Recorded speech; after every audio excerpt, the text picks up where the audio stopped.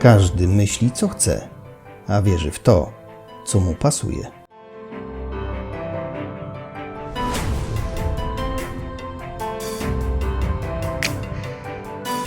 To, o czym mówię w tym filmie, dla wielu może wydawać się teorią spisku, ale nią nie jest. Przyszły czasy, kiedy ludzie wyłączają myślenie, kiedy nie tylko nie analizują tego, co słyszą, ale i tego, na co patrzą. Podążają za mediami, które dzięki tysiącom manipulacji trzymają nas na smyczy, doprowadzając do spłycenia myśli ukierunkowanych na jeden wybór, właściwy tylko dla nich.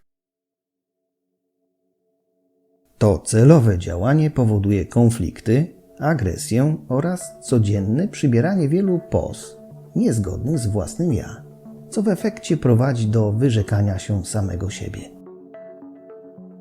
Trochę siara, ale przecież da się z tym żyć.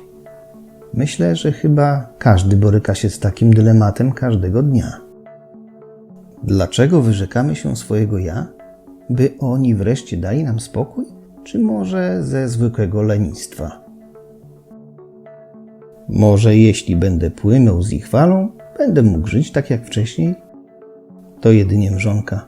Jest za późno.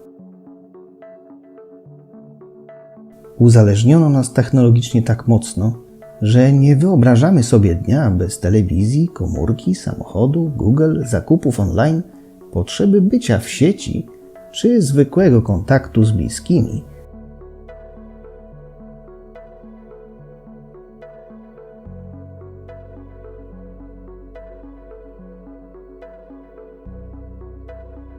Z dobrodziejstw internetu korzystają także oni. Sami przyznacie, że najlepszym odkryciem XX wieku w znaczeniu liczby użytkowników był internet. W nim można zrobić wszystko. Przepływ informacji i pieniądza jest dla zwykłego człowieka nie do ogarnięcia. Oznacza to, że za bombardowaniem informacyjnym w każdej dziedzinie może kryć się coś więcej niż zwykła informacja. Ukrywa się gdzieś głęboko w podświadomości i czeka na sygnał. Czy zauważyliście na przykład taką zależność? Szukając w internecie jakiegoś produktu, przyjmijmy, że jest to telewizor. Po zakończeniu emisji strony przechodzicie na przykład Facebooka i nagle pojawiają się reklamy telewizorów, ale nie byle jakich, właśnie takich, jakimi byliście zainteresowani na poprzedniej stronie. Pewnie każdy tak miał. Tu nie chodzi jedynie o reklamy i zachęcenie Was do wydania pieniędzy na sprzęt RTV. Śledzenie Waszych gustów, upodobań, przyzwyczajeń, kont, adresów, znajomych i wielu innych ważnych informacji potrzebne jest do zmapowania każdego z nas. Najlepszymi narzędziami do tego są media społecznościowe obsługiwane przez smartfony w technologii 5G. Logowanie się do nadajników, wielofunkcyjność kamer i aplikacje szpiegowskie dostarczają im bardzo dokładnych informacji, często kompromitujących faktów i zdjęć. Przeglądając internet, czy nawet oglądając filmy, można zauważyć pewne ostrzeżenia. Zakryte kamerki w laptopach, stare komórki w rękach najbogatszych ludzi świata i ich powściągliwość w wygłaszaniu opinii geopolitycznych. Oczywiście wśród nich znajdują się bardzo znane osoby firmujące nowy porządek świata. Od dawna wiadomo, że masy ufają tym, którzy odnieśli sukces, tym, których sposób przekazu jest porywający, a to, o czym mówią, jest odpowiedzią na ich troski. Ten sposób manipulacji sprawdza się od dawna. I teraz dochodzimy do pytania, jakim zagrożeniem jest ta grupa i co z nami robi. To dzieje się już od kilku dekad. Skłócenie, podział, a w konsekwencji agresja i wykluczenie tych, którzy mają odwagę wygłaszać inne zdanie, niezgodne z falą, na której ma być oparty nowy porządek świata.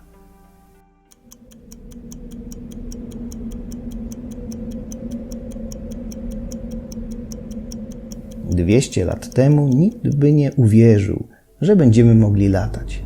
100 lat temu radio było nieogarniętym medium, którego działanie rozumiało niewielu, a kilka dekad później odbył się lot w kosmos, a komputer nie zajmował już kilku pomieszczeń.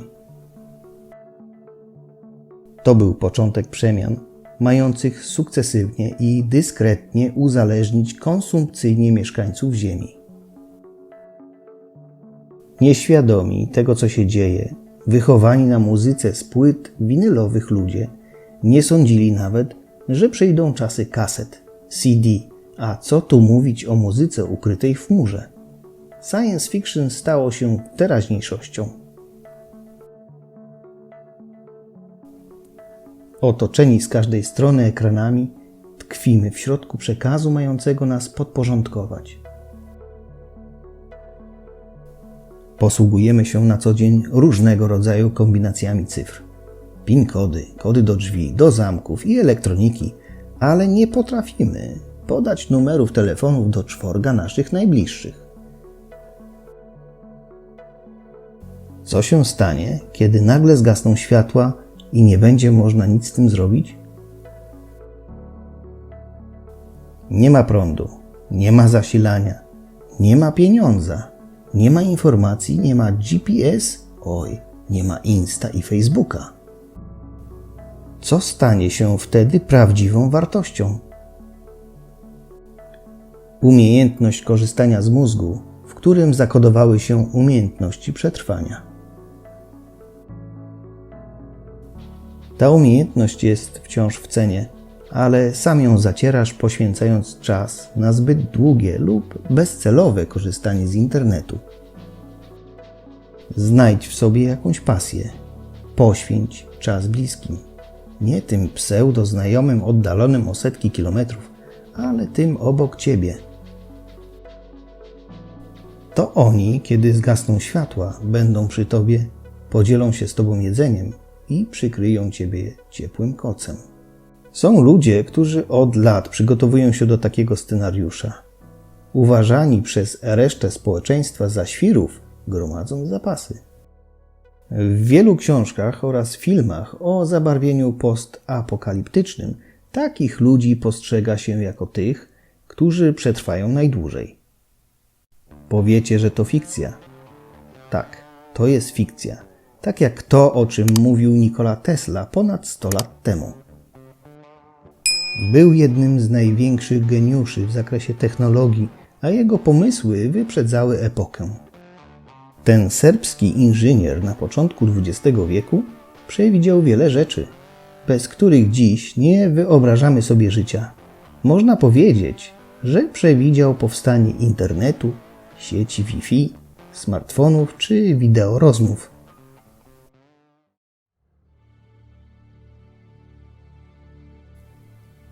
Twórczość Stanisława Lema odbierana była przez wielu jako niewiarygodny bełkot chorego człowieka. To on niemal 70 lat temu opisywał działanie tabletu, internetu, Google, gier komputerowych, rzeczywistości wirtualnej i wielu innych zdobyczy techniki. Jedynie nazewnictwo jest inne, ale sposób działania i aspekty etyczne wykorzystywania owych technologii pokrywają się w 100% z prawdą. W 1865 roku, czyli na 100 lat przed misją Apollo 11, Juliusz Verne napisał powieść Z Ziemi na Księżyc. Kosmonauci z książki oddychają za pomocą specjalnego urządzenia filtrującego powietrze, a ich kapsuła zbudowana jest z aluminium, materiału, który jest szeroko stosowany we współczesnych statkach kosmicznych.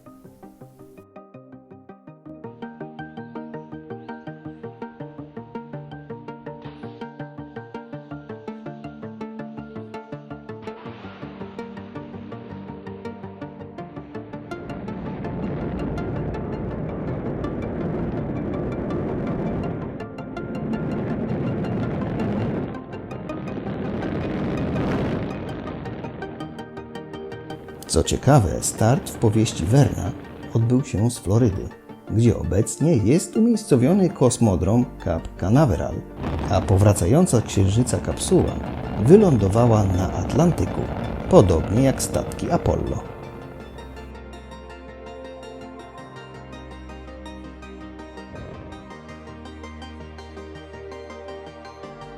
Właściwie można zapytać, po jaką cholerę o tym mówię?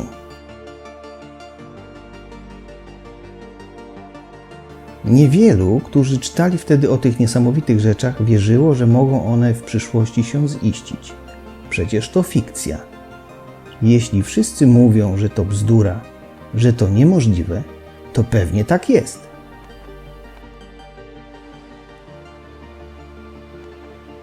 A jeśli nie? A jeśli to prawda? Pomimo że wielu z nas nie ignoruje tych przekazów, pozostaje w przekonaniu, że jeśli się nie ma na to wpływu, lepiej się do tego zdystansować i płynąć z falą.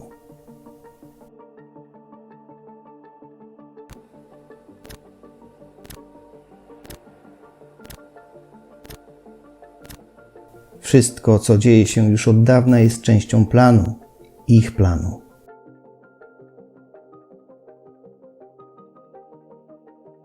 Wojny, terroryzm, pandemie, upadłości banków, kryzysy finansowe są narzędziami, które w dłuższym czasie mają uregulować zarówno poziom strachu i absolutnego uzależnienia nas od nich. Kim są oni? Nie wiem. Natomiast wiem, że ci, którzy wiedzieli, już nie żyją. Jeśli w to nie wierzysz, wyłącz swój telefon i odłóż go na tydzień. Nie da się? Bo co? Bo praca? Bo rodzina? Bezpieczeństwo? Płacenie? Zamawianie? I ogólnie przyjęta wygoda? No właśnie. Tekst napisany do tego filmu powstał w przypływie bezradności. Bezradności na otępienie lub jak to woli mgłę mózgową, która zawładnęła ludzkością. Zdaję sobie sprawę, że jestem małym trybikiem nie mającym wpływu na to, co się dzieje. Nie oznacza to jednak, że powinienem zostać bierny i poddać się temu, co z nami robią. Co mogę zrobić? Mogę panować nad swoim postrzeganiem, obserwując uważnie to, co wokół się dzieje. Mogę podejmować decyzje, które nie zmienią mojego wnętrza i ochronią mnie przed ślepym nurtem fali, wypełnionej nienawiścią tych, którzy myślą inaczej niż ja. Nadchodzi czas awatarów, a kontrolery do tej gry już dawno rozdane. Mam jeszcze wiele przemyśleń, ale kto by tego słuchał, jeśli w tych czasach robi się gwiazdy z recydywistów, a z panien lekkich obyczajów wielkie celebrytki i ludzie ich oglądają. Kiedy w stacjach telewizyjnych ekspertami są osoby nie potrafiące poprawnie sklecić zdania, ale za to mają wiele wyświetleń na YouTube. Autorytetem dla młodych nie jest ten, kto osiągnął sukces naukowy, wdrażając w życie np. produkt ratujący życie, wielokrotnie także dla nich, ale ktoś, kto siedzi nagi przy basenie i używając wulgaryzmów obraża innych. Świat zwariował.